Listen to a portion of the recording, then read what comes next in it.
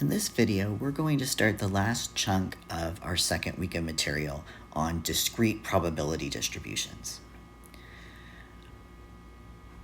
The probability distribution function, or PDF, for a discrete random variable contains all values of the variable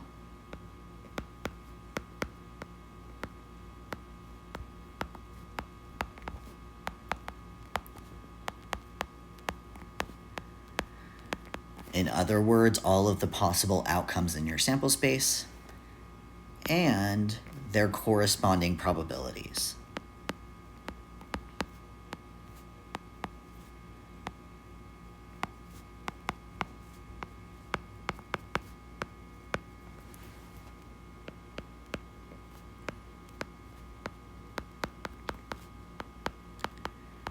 We usually write this in table form with a column labeled x for the values of the variable and a column labeled p of x for their corresponding probabilities.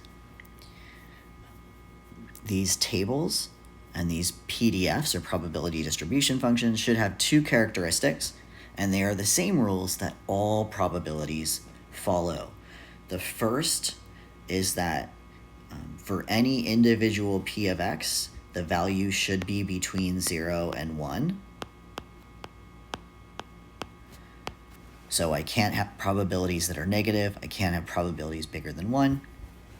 And 2, I know that if I add up all of the p of x's in my sample space, they should add up to 1 because I've accounted for all possible outcomes.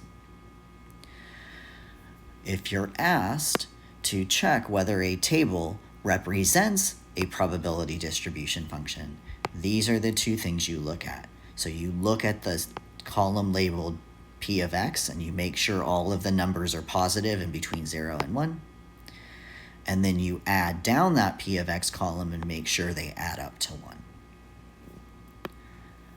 We're going to go ahead and do an example so you can see the two ways to represent a PDF. And to do this, we're going to consider a fair coin that has been flipped 3 times. And when we flip this coin 3 times, we're going to keep track of the number of heads that are flipped.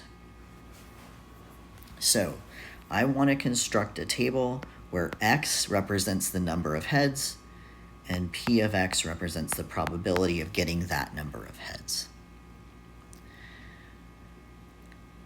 So the first thing is, if I am flipping a fair coin 3 times, I know there are 4 possible values. I could have no heads, 1 head, 2 heads, or 3 heads.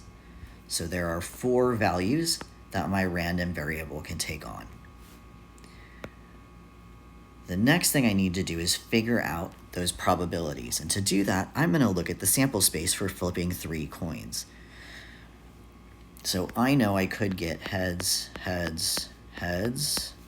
I could get tails, heads, heads, heads, tails, heads, or heads, heads, tails. So that is all heads or 2 heads. And then I could have tail, tail, head, tail, head, tail, or head, tail, tail. And that's my 1 head, 2 tails. And then I could have all 3 tails. We built a tree diagram for this in one of our previous videos, and we saw these 8 results when we did it. So we know we constructed that correctly. I'm going to go ahead and color code. So this right here is my 0 heads. These 3 outcomes have 1 head. These 3 outcomes have 2 heads. And this outcome has 3. So for the probability, I have 8 outcomes. There is only one of those 8 outcomes that has no heads. 3 of those 8 outcomes that have 1 head. 3 of those 8 that have 2 heads. And 1 of those 8 that has no heads, or all heads rather. So this is our PDF, our probability distribution function. for the situation where we flip a fair coin 3 times. And if I scroll down, it says draw a graphical representation of the PDF from part A. So graphical representation in PDF form for PDFs, it's going to look very similar to a histogram.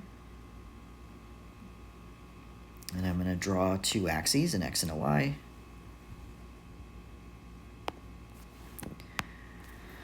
So this is X, this is P of X. For P of X, I know that my biggest P of X is 3/8. So 1/8, 2/8, 3/8.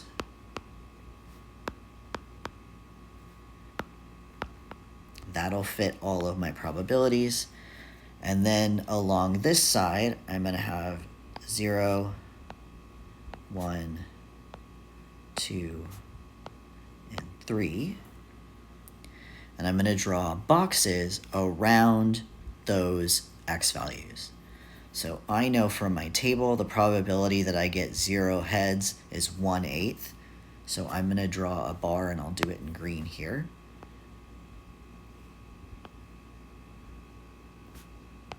So that represents the 1/8 for no heads. I know the next 2 categories, exactly 1 head or exactly 2 heads, both go up to 3/8.